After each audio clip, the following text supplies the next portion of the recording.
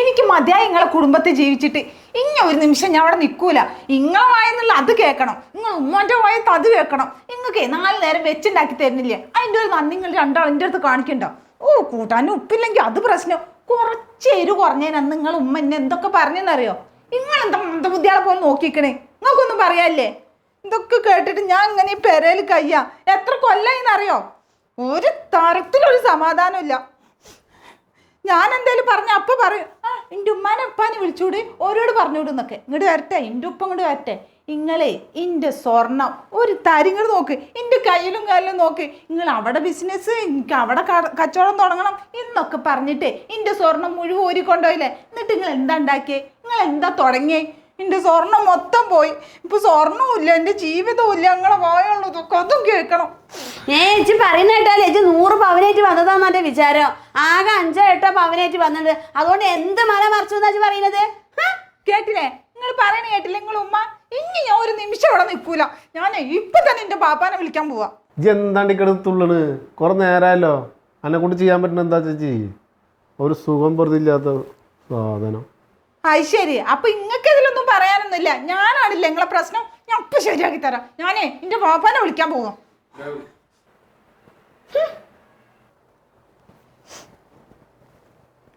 ഞാൻ ആ മാരാമുറ്റത്തെടുത്ത 13 സെന്റ് പ്രോപ്പർട്ടിനെ ഇതുവരെ വിറ്റുപോക്കി. ഒരു മിനിറ്റ്. മോളെ പറയ്. ഹലോ പാപ്പ, എനിക്ക് ഇങ്ങനെ നിൽക്കാൻ പറ്റൂല. ഇവരെല്ലാം കൂടി ഇന്നെ എന്താ പറയാൻ നിങ്ങൾക്ക് അറിയോ? ഈ ഒന്ന് സമാധാനപ്പെടും. കുറെ കാലമായില്ലേ ഞാൻ സൈക്കിൾ തുടങ്ങിയിട്ട്. എനിക്കിങ്ങനെ നിൽക്കാൻ പറ്റൂല. നിങ്ങൾ വേഗം ഇങ്ങോട്ട് വന്നാണ്. ഇന്നിപ്പോ 1/2 മണിക്കൂറിൻ്റെ ഉള്ളിൽ ഇന്നെ അവിടെ നിന്ന് കൊണ്ടുപോകണം. ആയിക്കോട്ടെ, പാപ്പാണ്ട് വരാം. ആ ശരി. ആ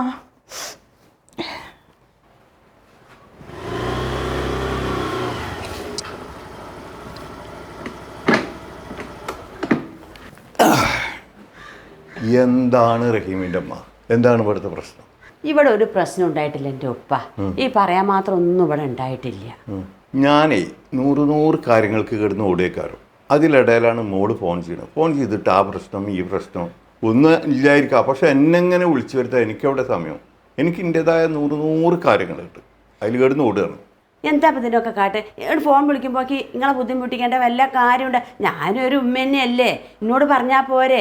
അതിന് മാത്രം ഒന്നും ഇല്ല. പിന്നെ അതിൻ്റെ ഇടയിൽ ഓല് കാണാണ്ട് പുറത്തേക്ക് പോണ്, അവിടുന്ന് ഭക്ഷണം കഴിക്കല്, ഡ്രസ്സ് കൊണ്ടുവരുന്ന, ഒങ്ങനല്ല ഒരു സന്തോഷം. ഓല സുഖത്തിലാണെന്ന് ഇവിടെ പിന്നെ കാക്കാൻ എനിക്കൊരു ആൺകുട്ടിയല്ലേ ഉള്ളൂ. ഒരു പെൺകുട്ടീൻ്റെ കളി ചെറിയ കാണാനുള്ളൊരു സന്തോഷിക്കില്ലേ? ഒന്ന് ആലോചിച്ച് നോക്കാൻ നിങ്ങൾ എന്തെങ്കിലുമൊക്കെ കാട്ടുക. അവര് ഇതന്നെയാണ് ഇവിടുത്തെ കാര്യം.